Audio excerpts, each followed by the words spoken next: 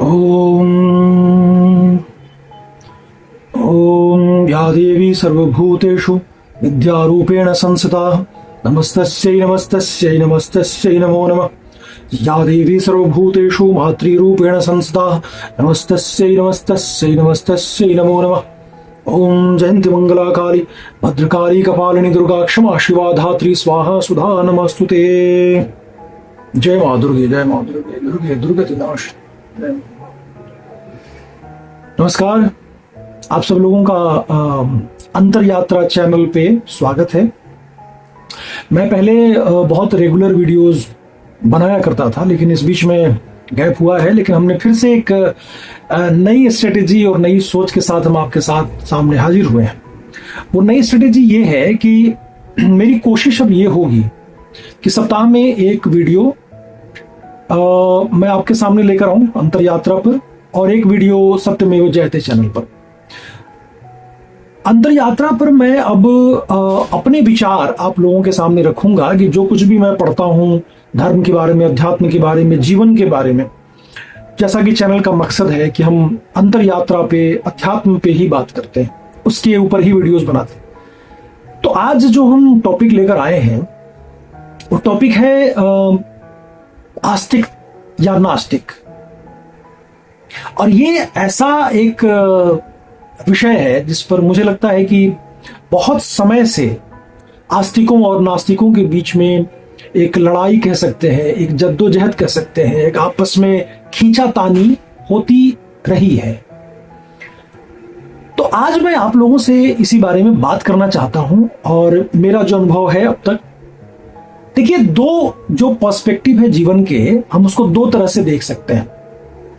एक तो हम ये देखें कि ईश्वर कुछ भी नहीं है ना, यही एक जन्म है जो है, और जो हमें अपने सेंस ऑर्गन से, जो हमें पांचों इंद्रियों से दिख रहा है, वही हमारे इंद्रियों के अनुभव में जो आ रहा है वही सच्चाई है। इसके परे या इसके पीछे कुछ नहीं है। तो जो नास्तिक लोग ये सोचते हैं।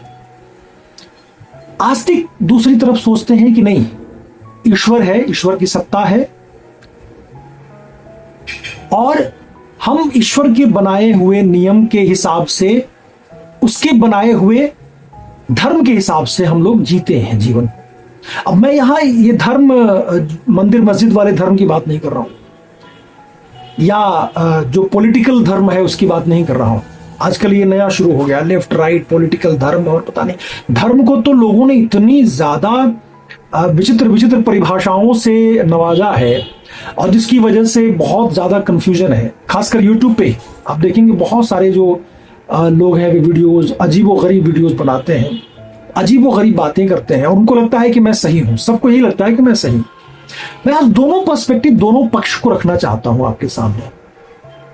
तो अगर मैं ये मान के चलूं कि ईश्वर है, उसके बनाए हुए नियम के हिसाब से हम जितने भी जीव जंतु हैं, प्राणी हैं, पेड़ पौधे हैं, सबको यहां इस धरती पर जीना है, और मृत्यु के बाद एक पुनर्जन्म होगा, जो आस्तिक धर्म वाले मानते हैं।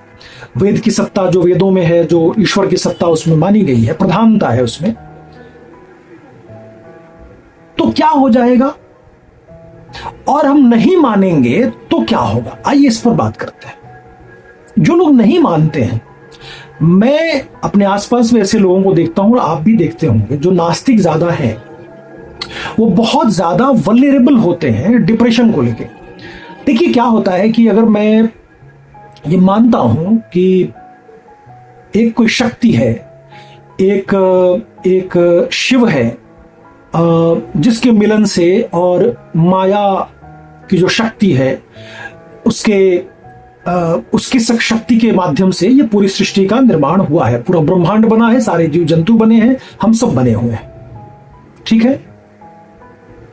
तो एक तो ये पक्ष हो गया कि शिव और शक्ति के मिलने से, और माया के, उन्हीं की जो माया शक्ति है, जो ब्रह्म है, वही शिव है। पुरुष प्रकृति का जो सांख्य दर्शन में विवेचना है वही है कि पुरुष और प्रकृति जब तक नहीं मिलेंगे तब तक ब्रह्मांड का निर्माण नहीं होगा, जीव जंतुओं का ये जो माया जगत हम देखते हैं ये नहीं बनेगा। तो वही कॉन्सेप्ट है कि जब तक शिव शक्ति नहीं मिलेंगे तब तक ब्रह्मांड नहीं बनेगा। तो अब बात यहां यह आती है, जरा गौर से सुनिएगा इस बात को, थोड़ी बारीक है, मैं इसको थोड़ा और बहुत ही आसान भाषा में समझाने की कोशिश करता हूं कि ये बना है और जो सामने हमें दिख रहा है तो अनुभव के परे भी दुनिया है, ये नास्तिक नहीं मानते हैं। उनको लगता है कि बस वो इंद्रियों से जो अनुभव हो रहा है, हमारे सामने जो हो रहा है, जो दिख रहा है वही है। जीवन में जो भी परिवर्तन हो रहा है वो विज्ञान के माध्यम से हो रहा है, इसमें धर्म का और अध्यात्म का, ईश्वर का कहीं कोई हाथ नहीं है। सबसे पहले तो ये मान लीजिए कि जो नास्तिक लोग हैं वो विज्ञान पे बहुत भरोसा करते हैं ना, उनको लगता है सब चीज वैज्ञानिक है, विज्ञान से ही हो रहा है। तो आपके जो विज्ञान में बहुत बड़े साइंटिस्ट हुए हैं, मैं उनकी बात थोड़ी कर लेता हूं, आइंस्टाइन, अल्बर्ट आइंस्टाइन साहब, उनकी किताब में क्लियर लिखा हुआ है, मैं स्क्रीन पे लगा दूंगा अगर मुझे मिलेगा तो, वो वेदों और उपनिषदों से बहुत ज्यादा मुतासिर थे, बहुत प्रभावित थे, वो पढ़े हुए थे, उन्होंने पढ़ा था, श्रीमद् भगवद गीता का पूरा अध्ययन था उनका। और वो स्पिनोजा का जो एक रिलीजन है, स्पिनोजा एक बहुत बड़े दार्शनिक हुए हैं पश्चिम में, उनकी रिलीजन पे, उनके गॉड पे वो बहुत भरोसा करते थे, जिनको हम स्पिनोजाज गॉड कहते हैं। तो उन पे वो उनका बहुत बड़ा जो है वो यकीन था, उनका भरोसा था। अभी रॉबर्ट ओपेनहाइमर का नाम आपने सुना, जो परमाणु के जनक माने जाते हैं विश्व में, उन्होंने क्या कहा और वो बड़ा वायरल हुआ हर जगह।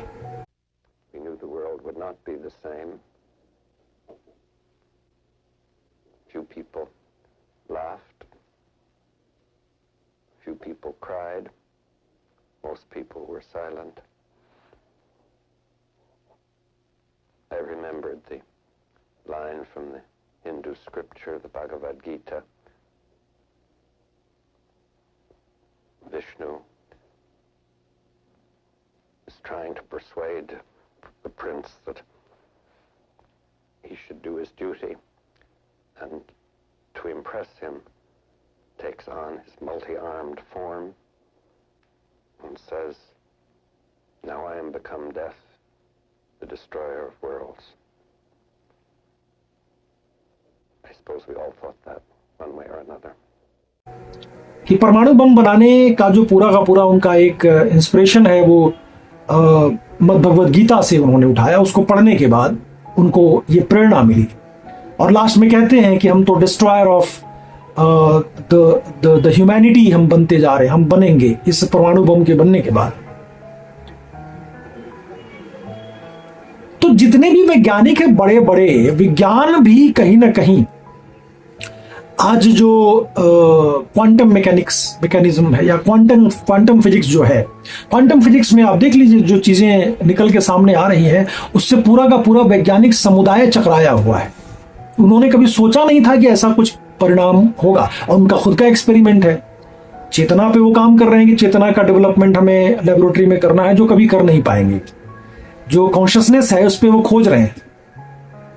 तो मैं ये इसलिए एग्जांपल दे रहा हूं कि जितने भी नास्तिक हैं वो समझें कि अगर आप सिर्फ विज्ञान है तो विज्ञान भी तो उस पर भरोसा कर रहा है। विज्ञान की एक पूरी शाखा है क्वांटम फिजिक्स जो इसी पे खोज कर रही है, ईश्वर, परमात्मा, आत्मा, चेतना। तो आप अगर नास्तिक हैं तो फिर ये आप विज्ञान पे अगर आप भरोसा कर ही रहे हैं, विज्ञान पे ही करते हैं, तो वो तो पूरा का पूरा वहीं जा रहा है। अब आइए आस्तिकों का, कि आस्तिक जो है मानते हैं कि ईश्वर है।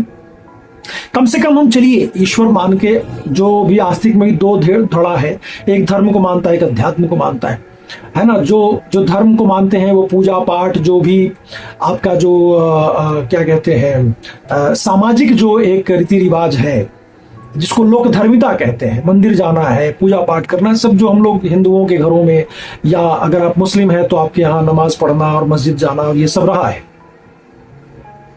तो हम जब लोक धर्मी जो हम लोग करते हैं, जो भी रीति रिवाज रिचुअल्स करते हैं, मंदिर जाते हैं, तो कम से कम यकीन तो है ना कि कोई एक तो है सत्ता जो हम सब का बाप है, जहां हम सबको लीन हो जाना है, जिसके अंदर मृत्यु के बाद तो बड़ा सुकून लगता है कि कोई एक पावर तो है जो हमें सबको संचालित कर रहा है।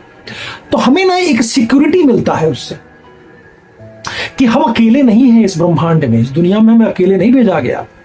हमारी जो आत्मा है वो उसी परमपिता परमात्मा के एक अंश है, जो मानते हैं आस्तिक वाले।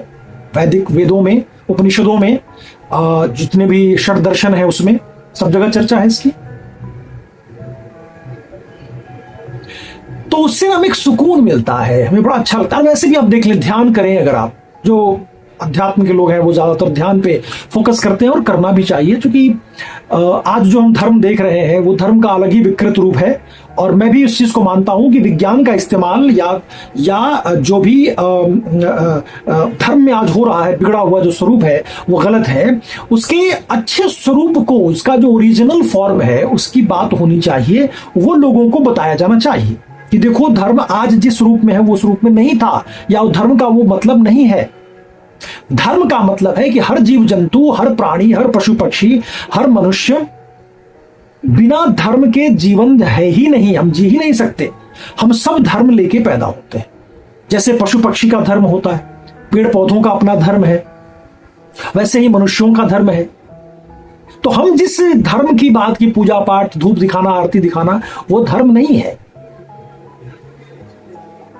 धर्म को बहुत ही खूबसूरत तरीके से परिभाषित किया है बहुत पहुंचे हुए ऋषि मुनियों ने, संतों ने, है ना।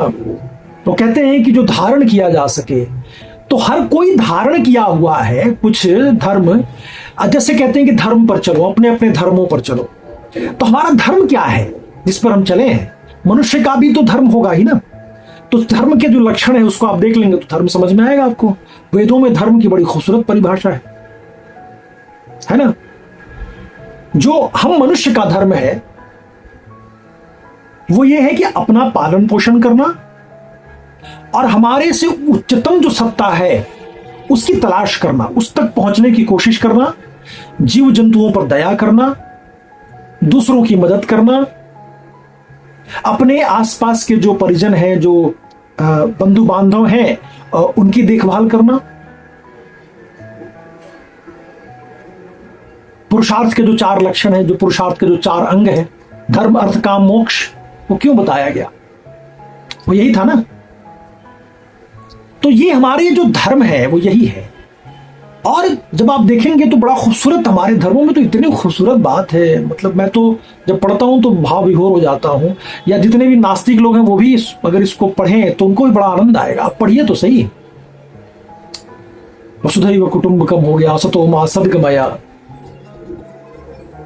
तमसो मा ज्योतिर्गमया। लेकिन ये नास्तिक लोग क्या करते हैं, मैं देखता हूं, मैं इस तरह के वीडियोस देखता हूं यूट्यूब पे, तो मुझे बड़ी तकलीफ होती है। अर्पित करके कोई है जो यूट्यूब चैनल चलाते हैं, वो भी ऐसी ऐसी अजीब सी बातें करते हैं। वो कह रहे थे कि हमारे धर्मों के जितने शास्त्र हैं, जिनको आप बोलते हो कि हमारे शास्त्र में लिखा है, हमारे, तो वो सारे शास्त्र करप्ट हैं, उसमें गंदी गंदी बातें लिखी हुई हैं, उसमें तो जाति की बात है, उसमें तो स्त्रियों के बारे में बहुत गलत बात लिखी हुई है, वेदों में भी बोलते हैं कैसा लिखा हुआ है। अरे मेरे भाई, आप इस बात को क्यों नहीं समझ रहे हैं कि हम लगभग 1000 साल गुलाम रहे हैं। तो जो शास्त्र इतने वर्ष पहले लिखे गए, 5000 10,000 पहले, वेदों के बारे में तो कहते हैं कि उसका समय ही नहीं पता है कि कब लिखा गया, क्योंकि वो किसी इंसान ने नहीं लिखा है, अपौरुषेय है उसको कहा जाता है। तो जब अपौरुषेय है, जब किसी इंसान के बारे में उसका कोई प्रमाण ही नहीं है आज तक, और इतने वर्षों बाद आते आते आपको पता है कि जब हम गुलाम थे तो उन्होंने हमारे हर चीज को प्रभावित किया, चेंज किया, छेड़छाड़ किया। उन्होंने हमारे मंदिरों से, मस्जिदों से, खान पान, धर्म, शास्त्रों से, किताबों से, हर तरह से उन्होंने छेड़छाड़ किया। इस बात को तो आप मानेंगे। तो जब छेड़छाड़ हुआ तो उसके प्रमाण आप देख लीजिए। रामायण में जो उत्तर रामायण है, पूरी की पूरी भाषा ही बदल जाती है। वाल्मीकि रामायण में जो उत्तर कांड है, उत्तरकांड का तो पूरी भाषा अचानक चेंज हो जाता है, जो घटनाएं हैं उसमें। तो मिलावट बहुत हुए हैं। और दूसरा, अर्थ का अनर्थ भी निकाला गया। संस्कृत भाषा जो है उसके एक शब्द, संस्कृत का जो है उसके कई अर्थ होते हैं। तो जब आप उस अर्थ को निकालेंगे तो आपको समझ में आएगा ना, सही आपको संस्कृत आएगा तभी तो उसका सही अर्थ समझेंगे। आज जो बहुत सारे भाष्यकार हैं, मैं उनको भी दोषी मानता हूं, जो भी उसका ट्रांसलेट करते हैं, उन्होंने गलत अपना अर्थ लगा दिया, अपने तरीके से मीनिंग उसमें घुसेड़ देते हैं। कुछ कुछ संस्कृत के जो अपने आप को सोकॉल्ड विद्वान कहते हैं या जो बाबा कहते हैं, उन लोगों ने भी भाष्य लिखा है, उन्होंने भी गलत अर्थ निकाल के लिख दिया भाष्य। तो इससे और समाज में जो है उस तरह की बात फैली है। तो इस बात को समझ लीजिए कि शास्त्र में कहीं कोई गलत बात नहीं है। फिर कहेंगे मनुस्मृति में जम के मिलावट हुआ है, उसके तो प्रमाण है। अंग्रेजों ने तो खुल के उनके लिखे हुए लेटर्स मिले हैं कि मनुस्मृति में ऐसा ऐसा छेड़छाड़ करना है। पूरे संस्कृत के विद्वानों की एक गोष्ठी, उनकी पूरी एक कमेटी बनाई गई कि इसमें छेड़छाड़ करना है, ताकि जो हिंदू है, जो सनातन धर्मी है, उनका जो दिमाग है, उनके जो पूरे के पूरे बौद्धिकता, उनके जो विवेक है, उस पर आक्रमण करना है। तो ये हुआ। आप इसको स्वीकार करिए। 1000 साल हम लगभग गुलाम रहे हैं, 1000 सालों में कितना कुछ हुआ है। तो हमें बस यही कोशिश, मैं यही करना है, या जो मैं इस चैनल के माध्यम से भी यही कर रहा हूं कि आप लोगों को धर्म, अध्यात्म या हिंदुत्व या जो सनातन धर्म है, हमारे समाज में जो कुछ भी आज विकृतियां हैं, उनको साफ करके उनके बारे में बताऊं, और जो सही अर्थ है, जो ओरिजिनल स्वरूप है, उसके बारे में भी आप लोगों को आगाह किया जाए, उसके बारे में मैं बताऊं। ये वीडियो बनाने का मकसद मेरा यही था कि आप लोगों को ये बताऊं कि समाज में आप नास्तिक हैं कि आस्तिक हैं, इससे कोई फर्क नहीं पड़ता बहुत ज्यादा। कई बार तो मुझे भी लगता है ये बात कि हाँ यार, शायद नास्तिक जो है वो सही है, टेंशन ही नहीं लेते, ठीक है, बस खाओ पियो मस्त रहो। जो चारवाक दर्शन, जो नास्तिक दर्शन बोला जाता है ना, जब वो अपने यहाँ कुछ कुछ नास्तिक दर्शन है, उसमें चारवाक दर्शन है, बौद्ध दर्शन है, इनको नास्तिक दर्शन कहा जाता है। वो तो यही मानते थे चारवाक। मैं उनके श्लोक को लिख दूंगा संस्कृत में, जो कहते हैं कि घृतम पिबेत, है ना, कर्ज लेके भी घी पियो और नशा करो और मौज मस्ती करो, बस यही जीवन है, कोई आत्मा परमात्मा कुछ नहीं है, है ना। वो ये खुल के लिखते हैं। और वो तब लिख रहे थे जब हमारे यहाँ षड दर्शन, 6 दर्शन, वेदांत का, सांख्य दर्शन का, मीमांसा का, उपनिषदों का, पुराणों की बात हो रही थी और तमाम चीजें। पुराण की बात आ गई तो मैं आपको बताऊं, हमारे पुराण में जितने भी पुराण हैं 18, उसमें कितने आप देखो कि कितना ज्यादा उन पुराणों को आर्थिक रूप, मतलब अर्थ के भाव से लोगों ने ले लिया, मतलब मूल भाव में ले लिया उसको। अरे उसका कहने का तात्पर्य कुछ बहुत बड़े मकसद को समझाना था, लेकिन हमारे समाज को बाबाओं ने, इन लोगों ने तो और नुकसान पहुंचाया हमारे धर्म को। उन पुराणों का जो ओरिजिनल मतलब है, उस कहानी का जो कहानियां, चूंकि बहुत है पुराणों में, सारी कहानियां हैं, कथाओं के माध्यम से कुछ बहुत बड़ी बात समझाने की कोशिश थी, जो उन्होंने समाज को नहीं बताया। जो कम पढ़े लिखे लोग हैं, या समाज के, जो उनको कहूंगा जो शास्त्र नहीं पढ़ते या संस्कृत का नॉलेज नहीं है, तो उन पुराणों का सही अर्थ बताइए ना आप। वो कथा है, वो कथा ओरिजिनल नहीं है। मैं भी अपने गांव घर में देखता हूं, अपने आसपास, उन कथाओं को ही ओरिजिनल मान के लोग और मान लेते हैं कि जो हमारे शिव जी थे वो इंसान की तरह है, पार्वती जी एक औरत है जो साड़ी पहनती हैं, बिंदी लगाती हैं। तो अब इस मूर्खता का क्या कहा जाए। लेकिन गलती मैं मानता हूं उन विद्वानों को, बाबाओं को, जो सोकॉल्ड अपने आप को बाबा कहते हैं, आचार्य कहते हैं, है ना, महात्मा कहते हैं, लेकिन आप बहुत बड़ी गलती कर रहे हैं, इस बात को समझिए। तो मैं आज इसलिए ये वीडियो आपको समझ में आ गया होगा कि आस्तिक नास्तिक ये परिप्रेक्ष्य रखना। अच्छा, मृत्यु की बात तो नास्तिक लोग कहते हैं कि मृत्यु के बाद तो किसी को अनुभव नहीं होता कि क्या होता है, किसी ने अपना शेयर नहीं किया, लेकिन ऐसा तो नहीं है। आज जब खोज करेंगे तो आपको पता चलेगा कि जो बहुत बड़े बड़े ऋषि मुनि हुए हैं हमारे यहाँ आज भी, जिसमें कि क्रिया योग के बहुत बड़े योगी हुए,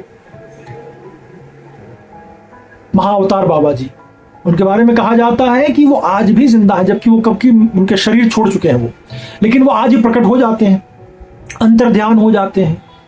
ये सब योग की शक्ति है। देखिए, ऐसा नहीं है कि हमें जो मालूम नहीं है वो नहीं है, या जो आंखों से दिख रहा है, जो इंद्रियों से महसूस वही है, नहीं, बिल्कुल नहीं। इसके परे बहुत कुछ है, क्योंकि हमारे अंदर जो सेंस ऑर्गन्स है वो लिमिटेड है। इस बात को समझिए, खास करके नास्तिकों से मैं ये बात कह रहा हूं। हमारे सेंस ऑर्गन जो है वो लिमिटेड है, वो लिमिटेशन में बनाया गया, क्योंकि हम जो है वो जीवात्मा है, उस परम पिता परमात्मा के अंश हैं। अंशावतार हैं हम सब। तो जो वो माया शक्ति से लीला कर रहे हैं, हम भी वो लीला कर रहे हैं। तो पूरी की पूरी ईश्वर की शक्ति हमारे अंदर नहीं आ सकती। तो उन्होंने क्या किया, लिमिटेशन में हमें भेजा है इंद्रियों को। जो कुछ भी अनुभव हमारे आसपास हो रहा है, पूरे ब्रह्मांड, आसपास के जीव, पशु, पक्षी, जो भी हम तत्व देख रहे हैं इस पूरे ब्रह्मांड में, वो सब जो अनुभव हो रहा है वो लिमिटेशन में है। लेकिन ये मत समझिए कि जो आंखों से दिख रहा है, जो टेलीविजन, जो टेलीस्कोप लेंस से दिख रहा है, वो वही है।